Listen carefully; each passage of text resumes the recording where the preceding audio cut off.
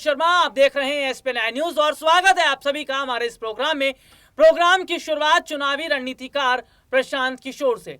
चुनावी रणनीतिकार प्रशांत किशोर एक ऐसे रणनीतिकार माने जाते हैं जिनकी रणनीतियां सत्ता पक्ष हो, विपक्षी पार्टियां हों, सबके लिए बहुत ज्यादा कारगर साबित हुई।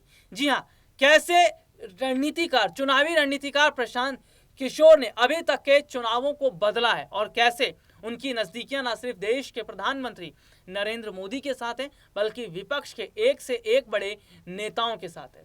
क्योंकि प्रशांत किशोर ने 2014 में प्रधानमंत्री नरेंद्र मोदी के साथ मिलकर काम किया। हालांकि उनकी एक कंपनी है आईपैक, जो कि उस राजनीतिक पार्टी का सबसे ज़्यादा प्रचार प्रसार करती है सोशल मीडिया पर, जिस पार्टी के साथ या पार्टी के लिए प्रशांत किशोर काम करते हैं। तो हालांकि आज मैं एक रिपोर्ट अपने दर्शकों को दिखाऊंगा कि कैसे नौकरी छोड़कर इस तरीके का बड़ा फैसला लिया कि एक रणनीतिकार बनेंगे, सलाहकार बनेंगे। और देखिए, प्रशांत किशोर ने जो जो रणनीतियाँ बनाई हैं वो सभी रणनीतियाँ सही साबित हुई हैं। यही रणनीति उन्होंने 2014 में अपनाई। बीजेपी सत्ता में आई, पश्चिम बंगाल की मुख्यमंत्री ममता बनर्जी के साथ जुड़े, ममता बनर्जी मुख्यमंत्री बनी। दिल्ली के मुख्यमंत्री अरविंद केजरीवाल के साथ उन्होंने काम किया, दिल्ली की सत्ता अरविंद केजरीवाल के पास आई। नीतीश कुमार के साथ उन्होंने काम किया, नीतीश कुमार की भी सत्ता वापस आई, मुख्यमंत्री बने। कांग्रेस पार्टी के साथ मिलकर काम किया। वो बात अलग है कि कांग्रेस में उनकी ज़्यादा बात नहीं बन पाई, लेकिन हाँ, उन्होंने ज़रूर कहा था कि कांग्रेस में बदलाव की ज़रूरत है और ये बदलाव अगर होगा तो कांग्रेस के लिए अच्छा साबित होगा। तो कैसे चुनावी रणनीतिकार प्रशांत किशोर देखते ही देखते बुलंदियों तक पहुंच गए, देखते ही देखते इतने फेमस हो गए। ये जाहिर तौर पर बताता है कि कहीं ना कहीं जो रणनीतियां उनकी तरफ से बन रही हैं या रणनीतियां जो उनकी तरफ से बनाई जा रही हैं, ये जाहिर तौर पर बताता है कि क्या आने वाले वक्त में, क्या आने वाले समय के अंदर चुनावी रणनीतिकार प्रशांत किशोर एक बार फिर बीजेपी के साथ मिलकर काम करते नजर आएंगे या विपक्ष के साथ। लेकिन उससे पहले देखिए रिपोर्ट। प्रशांत किशोर का नाम आज भारत के किसी भी कोने में परिचय का मोहताज नहीं है। भारत के बड़े राजनीतिक विश्लेषकों और चुनाव रणनीतिकारों में उनकी गिनती होती है। प्रधानमंत्री नरेंद्र मोदी को गुजरात से दिल्ली लाने के दौरान उन्होंने भाजपा के चुनावी रणनीतिकार की भूमिका अदा की। बाद में वे कांग्रेस, जनता दल यूनाइटेड, तृणमूल कांग्रेस सहित कई दलों के लिए इसी भूमिका में दिखे। भारत का हर राजनीतिक दल उनकी अहमियत समझता है। प्रशांत किशोर का सफर बिहार के एक बेहद मामूली से शहर बक्सर से शुरू होता है, जहां उनके पिता श्रीकांत पांडे डायरेक्टर थे। प्रशांत किशोर की शुरुआती शिक्षा बक्सर से ही हुई। इंजीनियरिंग की पढ़ाई के लिए वे बक्सर से हैदराबाद चले गए। बाद में उन्होंने पब्लिक हेल्थ में पोस्ट ग्रेजुएशन किया और ट्रेंड पब्लिक हेल्थ एक्सपर्ट के तौर पर यूनाइटेड नेशंस के लिए काम करने लगे। यूएन के लिए काम करते हुए उनकी पहली पोस्टिंग आंध्र प्रदेश में हुई। बाद में इनका तबादला बिहार हो गया।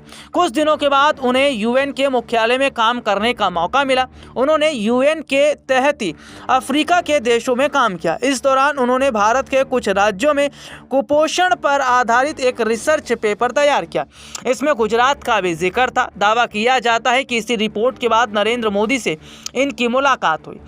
उनके पिता श्रीकांत पांडे बक्सर और इसके पहले भोजपुर जिले के शाहपुर में सेवा दिया करते थे। वह मूल तौर पर बिहार के ही रोहतास जिले के कोनारी गांव के रहने वाले थे। कुछ साल पहले उनका निधन हो गया। प्रशांत किशोर के एक और भाई और 2 बहनें भी हैं। बक्सर में इस परिवार को जानने वाले बताते हैं कि प्रशांत किशोर के भाई दिल्ली में रहते हैं। प्रशांत किशोर का जन्म वर्ष 1977 बताया जाता है। उनकी मां बक्सर से सटे उत्तर प्रदेश के बलिया जिले की रहने वाली है। प्रशांत ने जानवी दास से शादी की। जानवी पेशे से डॉक्टर हैं। वह असम के गुवाहाटी में पोस्टेड है। दंपति को एक बेटा भी है। प्रशांत किशोर का राजनीति से जुड़ाव 34 वर्ष की उम्र में हुआ। वह तब यूनाइटेड नेशन के तहत अफ्रीका में नौकरी कर रहे थे। 2011 में इनकी मुलाकात गुजरात के तत्कालीन मुख्यमंत्री नरेंद्र मोदी से हुई। एक कार्यक्रम में प्रशांत किशोर की प्रस्तुति के अंदाज ने नरेंद्र मोदी को प्रभावित किया। इसके बाद दोनों एक दूसरे के करीब आए। प्रशांत ने अपनी नौकरी छोड़कर गुजरात सरकार और नरेंद्र मोदी के लिए ब्रांड मैनेजर के तौर पर काम शुरू किया।